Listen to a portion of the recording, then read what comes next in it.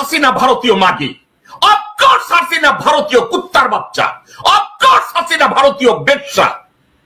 তাকে 17 বছর টিকিয়ে রেখেছে মির্জা আব্বাসের মতো খানকি, সাদেক হোসেন খোকার মতো খানকি, মির্জা ফখরুলের মতো শুয়োর,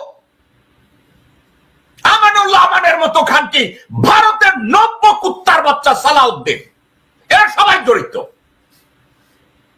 এদের বিচার কে করবে? এদেরকে নিয়ে কেন কথা বলা হয় না? এদের সাহস ওই পর্যন্ত গিয়েছে ডক্টর মোহাম্মদ ইউনূসকে সরিয়ে দিতে হবে। পিতৃতুল্য ডক্টর মোহাম্মদ ইউনূসকে পৃথিবীর থেকে যেন সরিয়ে দেওয়া হয়, যেহেতু বাংলাদেশের দ্বিতীয় কোন ইউনূস এই মুহূর্তে না, ভবিষ্যতে কবে জন্মাবে তার কোনো খবর নাই। এটা নিয়ে general Waker, ISPR, DGFI, NSI, CID, DB কোন মন্তব্য করেছে? ডক্টর আসিফ নজরুল কোন মন্তব্য করেছে?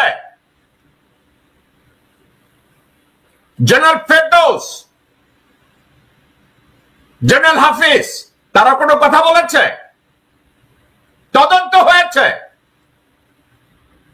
জেনারেল ওয়াকার এখনো ভারতের নির্দেশে রাশিয়ায় সফরে আছে। দক্ষিণ আফ্রিকায় গিয়ে, কঙ্গোতে গিয়ে রয়্যাল লোকজনের সাথে সলা পরামর্শ করার জন্য আফ্রিকায় গেছে। সেখান থেকে এখন সে রাশিয়ায় গেছে, ওখান থেকে পূর্ব ইউরোপে গেছে, সার্বিয়া গেছে, ক্রোয়েশিয়া গেছে। সার্বিয়ার কথা মনে আছে? সার্বিয়া থেকে ভারতের জন্য ল্যান্ড মাইন ইম্পোর্ট করতে গিয়ে ধরা পড়েছিল, গ্রিকের যে প্লেনটা ধ্বংস হয়েছে, বিধ্বস্ত হয়েছে। বোমাগুলোকে বের করে নিয়ে এসে নিষ্ক্রিয় করেন এবং এর পুরো জিনিসগুলো কিন্তু আমরা ভিডিও চিত্র ধারণ করেছি। এই ব্যাপারে জিডি হয়েছে, ওই বোমাগুলোর যে বিস্ফোরণের পরে আলামত সেগুলো জব্দ আছে, everything is fully documented. General ওয়াকারের অফিসের 1 মাইলেরও মধ্যে আয়নাঘর তৈরি করা হয়েছিল হাসিনার নির্দেশে, এবং from day one general Tarique Siddiqui এবং ওয়াকার কাঁধে কাঁধ মিলিয়ে আয়নাঘর তৈরি করেছিল। 8ই আগস্ট ডক্টর মোহাম্মদ ইউনূস যখন ক্ষমতা গ্রহণ করলেন, উনি তার পরের দিন থেকে প্ল্যান করা শুরু করলেন যে উনি আয়নাঘরে যাবেন, আয়নাঘরের ভয়াবহতা উনি দেখবেন। দর্শক বিন্দু, একা একা একটু চিন্তা করে দেখেন, উনি ক্ষমতা নেওয়ার 24 ঘন্টার ভিতরে প্ল্যান করে ফেললেন উনি আবু সাইদের বাড়িতে যাবেন, ওনার সাথে দেখা করবেন, কিন্তু আয়নাঘরে ওনাকে যেতে দেয়া হলো না। কি করা হলো আয়নাঘরে? আয়নাঘরের আলামত নষ্ট করার জন্য ওয়াকার এবং ডিজিএফআই এবং ভারতের র একত্র হয়ে গার্বেজ জড়ো করলো, চেয়ার টেবিল ছড়ালো, আলামত কমপ্লিটলি ডিস্ট্রয় করলো। ডক্টর ইউনূসকে বারবার বলা হলো আপনি ওখানে যাবেন না, আপনি যদি ওখানে যান একটা অ্যাক্সিডেন্ট করাতে পারে, অ্যাক্সিডেন্ট হতে পারে, বিভিন্ন অজুহাত তৈরি করা হলো। এই অজুহাতটা কেন তৈরি করা হলো? ডক্টর মোহাম্মদ ইউনূস উনি যেন আয়নাঘরের ওখানে না যায়, উনি যেন এটা নিয়ে জাতিসংঘকে, পশ্চিমা বিশ্বকে ইনভাইট করে ওটা দেখাতে না পারে। এখন র একটা কাজ সবসময় করে দর্শকবৃন্দ, কি করে? রয়ের যে লোকগুলো দিয়ে বাংলাদেশে নিয়ন্ত্রণ করায়, যদি দেখে তাদের স্বার্থসিদ্ধি হয়ে গেছে অথবা ধরা পড়ে, তাদেরকে সহ র মেরে ফেলে। তো তারা চিন্তা করেছে ডক্টর মোহাম্মদ ইউনূস কোনোভাবে যদি আর্মির কথা না শুনে, ওয়াকারের কথা না শুনে, ডিজিএফআই এর কথা না শুনে, ইউনূসের চারপাশে লুকিয়ে থাকা জেনারেল হাফিজ অথবা জেনারেল ফেরদৌসের কথা না শুনে, তাহলে তাদের সবাইকে সহ ইউনূসকে মেরে ফেলো। তারা ষড়যন্ত্র করলো। কি ষড়যন্ত্র করলো? ইউনূস সাহেব প্ল্যান করলেন, হঠাৎ করে উনি ফেব্রুয়ারি মাসের 10 তারিখে অলমোস্ট কনফার্ম, কাউকে জানালেন না যে আমি আয়নাঘর দেখতে যাব। হঠাৎ করে উনি বললেন আমি আজকে যাবই। যখন উনি বললেন যাবই, তারা আগের থেকে ওখানে টাইম বোমা সেট করে রাখলো, টাইম বোমা সেট করে রাখলো। ডক্টর ইউনূস সাহেব উনি চিন্তা করলেন আমি ওখানে যাব, ওখানে যাওয়ার আগে আন্তর্জাতিক ট্রাইব্যুনালের তাজুল ইসলামকে সহ আরো ইনভেস্টিগেটরদের সহ ওনারা ওখানে যাবেন। জেনারেল ওয়াকার ওখানে টাইম বোমা সেট করালেন যাতে একত্রে ডক্টর মোহাম্মদ ইউনূস, তাজুল ইসলাম সহ আন্তর্জাতিক ট্রাইব্যুনালের প্রত্যেকটা লোক যেন ওখানে অ্যাসাসিনেট করা যায়। টাইম বোমা সেট করলেন। এখন দর্শকবৃন্দ, এখানে অনেকে বলবে ওখানে যখন তাজুল সাহেব গিয়েছে, ওখানে যখন যারা টাইম বোমা পেয়েছে জিজ্ঞাসা করেছে, একটা বালতির ভিতরে যখন টাইম বোমা বেরিয়ে আসলো, জিজ্ঞাসা করা হলো এগুলো কোথা থেকে এসছে। ডিজিএফআই লোকজনরা আয়নাঘরের দায়িত্ব নিয়োজিত হায়নারা বলল আমরা জানি না। দর্শকবৃন্দ, আমরা জানি না। বোমা সেট করে রাখার পরে ওই হায়নারা বলছে আমরা জানি না এই টাইম বোমা কোথা থেকে আসছে। তাজুল ইসলাম এই বিষয়টা নিয়ে এর আগে কথা বলে নাই, কিন্তু তাজুল ইসলাম হঠাৎ করে এটা নিয়ে কথা বললেন। শুনুন তাজুল ইসলাম কি বলে। আপনারা হয়তো অনেকে জেনে থাকবেন যে আমরা ওই সময় যখন প্রধান উপদেষ্টা তার পরবর্তীতেই সফরে যান, তার আগে আমরা গিয়েছিলাম। তখন আমরা যখন এই যে ডিটেনশন সেন্টার গুলো, এগুলোকে নানানভাবে আলামত নষ্ট করা হয়েছে, রুম গুলোকে নানানভাবে ভেঙে চুরে বিকৃত করা হয়েছে, সাউন্ড প্রুফিং ম্যাটেরিয়াল ছিল, টর্চারের যন্ত্রপাতি ছিল, এগুলো সরানো হয়েছে, গার্বেজ দিয়ে নানান ধরনের ফার্নিচার, ময়লা আবর্জনা দিয়ে ডাম্প করে রাখা ছিল, যাতে করে ওখানে রেডিলি কেউ ঢুকে কিছু বের করতে না পারে। দরজা গুলো যেখানে সোজা কথায় আলামত গুলো নষ্ট করে দেওয়া হয়েছে। এখন এই পরিস্থিতিতে আমরা যখন এখান থেকে খুঁজে খুঁজে আলামত আমাদের তদন্ত সংস্থা বের করার চেষ্টা করছিল, আমি নিজেও সেখানে উপস্থিত ছিলাম। তো আমরা সবকিছু সরা থেকে একটা বালতির মতো আমরা একটা পাই। তো বললাম যে এখানে কি আছে একটু দেখা যাক। তো আমাদের ইনভেস্টিগেটর প্রসিকিউটর ওরা কি করেছে, বালতিটাকে উপর করে ঢালার চেষ্টা করেছে, একটু সাথে সাথে 5টা বড় বড় সাইজের বোমা তার দিয়ে লাগানো একটার সাথে, এবং এক পাশে একটা টাইমার লাগানো, সেটা বেরিয়ে আসছে। আমি তখন সামনে ছিলাম। ভয়ঙ্কর অবস্থা। তো সাথে সাথে আমি চিৎকার দিয়ে বলছি যে স্টপ, আস্তে করে রাখো। রেখে আমরা ওই অবস্থা রেখে রুম থেকে দ্রুত সবাইকে বের করে দিলাম। দিয়ে তো ওখানে যারা দায়িত্বপ্রাপ্ত ছিল অফিসার, তাদেরকে আমরা বললাম যে এটা কিভাবে আসলো। তো উনি বললো আমরা জানি না, এটা তো আপনাদেরই এলাকায় জুরিসডিকশন। তো এরপরে আমরা ওইটাকে সিল করে দিয়ে চলে আসি। চলে এসে পরের দিন 26শে জানুয়ারি আমরা bomb disposal unit rapid action ব্যাটালিয়নকে আমরা চিঠি দেই যে এখানে এই জিনিস আছে, এটা আপনি তাড়াতাড়ি নিষ্ক্রিয় করার ব্যবস্থা করেন। 27শে জানুয়ারি ওনাদের পুরো টিম গিয়ে বোমাগুলোকে বের করে নিয়ে এসে নিষ্ক্রিয় করেন, এবং এর পুরো জিনিসগুলো কিন্তু আমরা ভিডিও চিত্র ধারণ করেছি। এই ব্যাপারে জিডি হয়েছে, ওই বোমাগুলোর যে বিস্ফোরণের পরে আলামত সেগুলো জব্দ আছে, এভরিথিং ইজ ফুললি ডকুমেন্টেড। এবং আমরা তখন তাদেরকে বলি যে যেহেতু প্রধান উপদেষ্টা এগুলো দেখতে আসবেন, আপনারা ভালো মতো সুইপ করেন, কারণ উনি আসার পরে যদি এই ধরনের ঘটনা ঘটে তাহলে পুরো জিনিসটা কত ভয়াবহ হবে। এরপরে সুইপ করা হয়, এবং আমরা তখন কিন্তু এই বিষয়টা নিয়ে কথা বলতে চাইনি, কারণ এটা প্রধান উপদেষ্টার সফরকে বাধাগ্রস্ত করতে পারে। সবকিছু মিলিয়ে আমরা আমাদের কাজের স্বার্থে এটা বলিনি।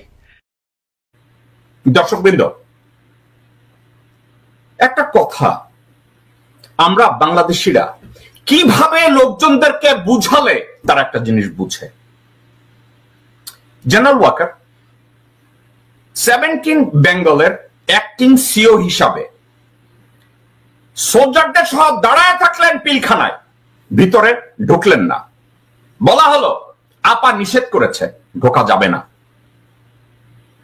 এই জেনারেল ওয়াকার মেজর অবস্থায়, জেনারেল ওয়াকার তার ব্রিগেড কমান্ডার হাকিমকে, ব্রিগেডিয়ার জেনারেল হাকিমকে ডিসোবে করলো, ডিসিপ্লিন ব্রেক করলো, তারপরেও তাকে ওখানে রাখা হলো, তাকে ব্রিগেড কমান্ডার বানানো হলো 46-এর। লন্ডনে কোর্স করতে যাবে, ভর্তি পরীক্ষায় পাস করে নাই, ডোনেশন দিয়ে তাকে ওখানে ভর্তি করানো হলো।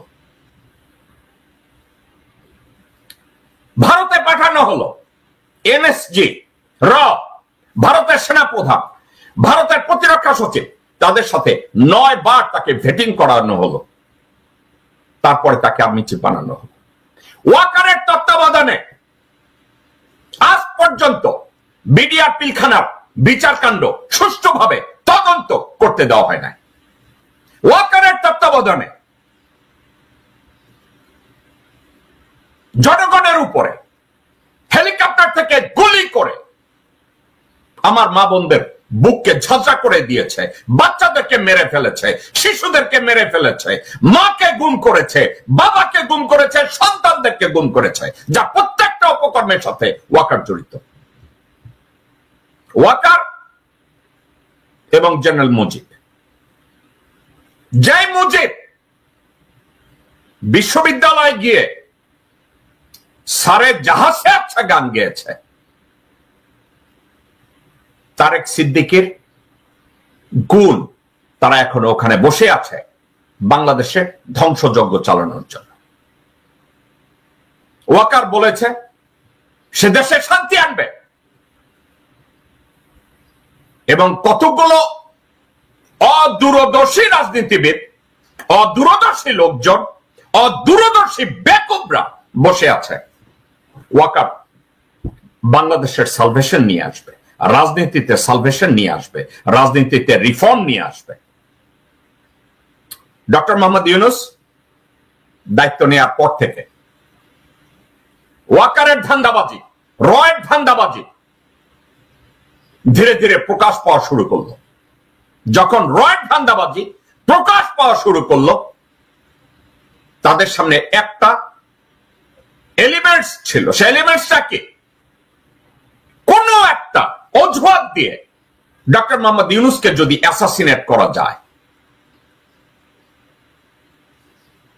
এই অ্যাসাসিনেশনের প্ল্যানের পার্ট ছিল, পার্টিকেল ছিল এই টাইম বোমাগুলো ওখানে সেট করা। ডক্টর মোহাম্মদ ইউনূস হঠাৎ যদি ওখানে গিয়ে ঢুকে পড়ে, জাতিসংঘের লোকজনরা যদি ঢুকে পড়ে, তাজুল ইসলাম যদি তার টিম নিয়ে ঢুকে পড়ে, সমূলে তাদেরকে মেরে ফেলা হবে। ওয়াকার ব্যাখ্যা দিবে এখানে আগে সরকার কি করে গেছে আমার জানা ছিল না। ঠিক যেমনি টাইম বোমা পাওয়ার পরে ওখানকার লোকজনরা বলেছে আমরা জানি না, আমরা জানি না। এটা থেকে কি আইএসপিআর কোনো বিজ্ঞপ্তি দিয়েছে? ওখানে যে টাইম বোমা পাওয়া গিয়েছে, তাজুল ইসলাম প্রসিকিউশনের স্বার্থে, তদন্তের স্বার্থে তাজুল ইসলাম এটা নিয়ে কথা বলে নাই, সেটা দেশপ্রেমিকের পরিচয় দিয়েছে। দর্শকবৃন্দ এবং প্রিয় দেশবাসী, আপনাদেরকে একটা কথা বলি, আমার দেশমাতা বাংলাদেশ সারা জীবন কি ধরনের ষড়যন্ত্রের মধ্যে থাকবে? ওয়াকারের মতো হায়না শুয়োরের বাচ্চাকে আমরা কি কন্টিনিউয়াসলি টলারেট করব, নাকি আমরা অপেক্ষা করছি ডক্টর ইউনূসকে কবে অ্যাসাসিনেট সফল হয়, অ্যাসাসিনেশনের ষড়যন্ত্র সফল হবে? আমরা কিসের অপেক্ষা করছি? আমরা বাংলাদেশিরা বলবো এর সাথে ওয়াকার জড়িত না। ওই সব শুয়োরের বাচ্চাদের আমি একটা কথা বলবো, সমগ্র বাংলাদেশের আর্মির ইনচার্জ কে? ওয়াকারুজ্জামান। আর্মির হেলিকপ্টারে যদি আমার বাচ্চা কাচ্চার উপরে গুলি করা হয়, এর ড্রাইভার কার ঘাড়ে যাবে? একটা অজুহাত তৈরি করা হয়, ডিজিএফআই আর্মি চিফের কমান্ডের মধ্যে, এখতিয়ারের মধ্যে, জুরিসডিকশনের মধ্যে পড়ে না। আমি ওইসব হারামজাদাদের বলবো, ডিজিএফআই এই মুহূর্তে কাকে ইন্টেলিজেন্স ব্রিফিং দেয়? কাকে দেয় এই ইন্টেলিজেন্স ব্রিফিং? আমি জানতে চাচ্ছি। যারা বলে ডিজিএফআই এর উপরে সেনা প্রধানের কোন কন্ট্রোল নাই, নিয়ন্ত্রণ নাই, ওইসব অশিক্ষিত গাপুর হারামজাদাদের আমি জিজ্ঞাসা করি, ডিজিএফআই, এনএসআই এবং সিআইডি কাকে ইন্টেলিজেন্স ব্রিফিং দেয়? ডক্টর মোহাম্মদ ইউনূসকে নাকি জেনারেল ওয়াকারকে?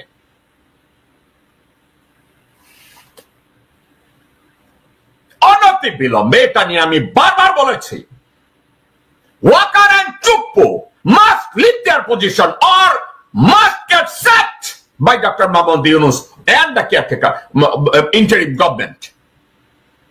এদেরকে ওখানে রেখে সাপ পোষার কোনো মানে নাই। একটা আঙ্গুল যত ভালোবাসি, এই আঙ্গুলের মাথায় যদি একটা ক্যান্সার হয়, আঙ্গুলটাকে কেটে ফেলতে হবে বাঁচার জন্য। জেনারেল ওয়াকার এবং শাহাবুদ্দিন চুপ্পু বাংলাদেশের জন্য ক্যান্সার এবং একটা অশনি সংকেত। এই কুত্তার বাচ্চাদের ক্ষমতায় রেখে, এই বিশ্বের বাচ্চাদের ক্ষমতায় মাথায় রেখে বাংলাদেশের রিফর্ম সম্ভব না, বাংলাদেশের অস্তিত্বকে সামনে নেওয়া সম্ভব না, বাংলাদেশের কোন প্রকার ডেভেলপমেন্ট সম্ভব না। জেনারেল ওয়াকারের নেতৃত্বে বিডিআর হত্যাকাণ্ডের সাথে জেনারেল ওয়াকার প্রত্যক্ষ পরোক্ষ লজিস্টিক প্রত্যেকটা ভাবে ওয়াকার জড়িত।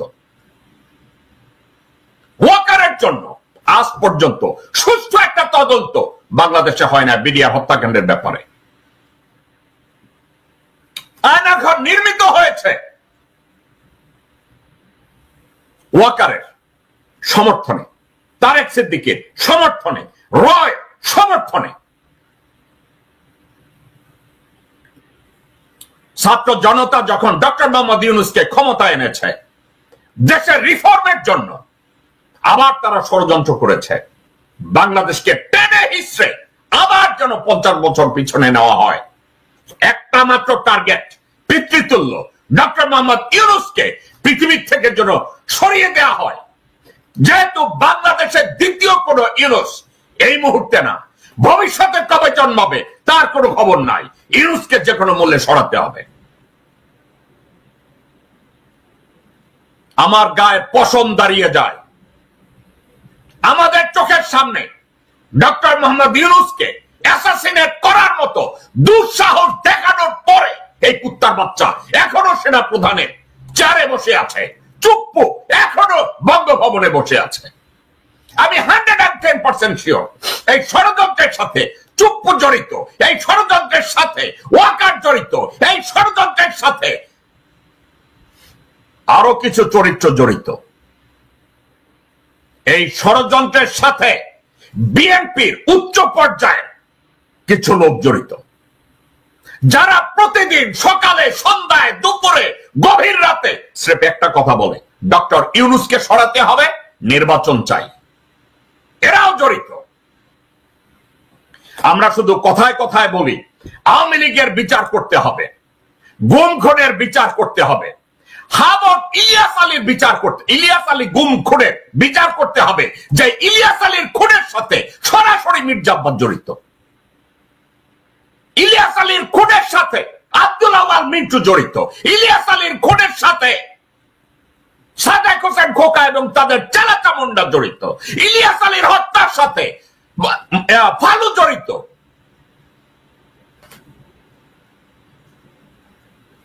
আমরা শুধু হত্যাকাণ্ডের বিচার চাই।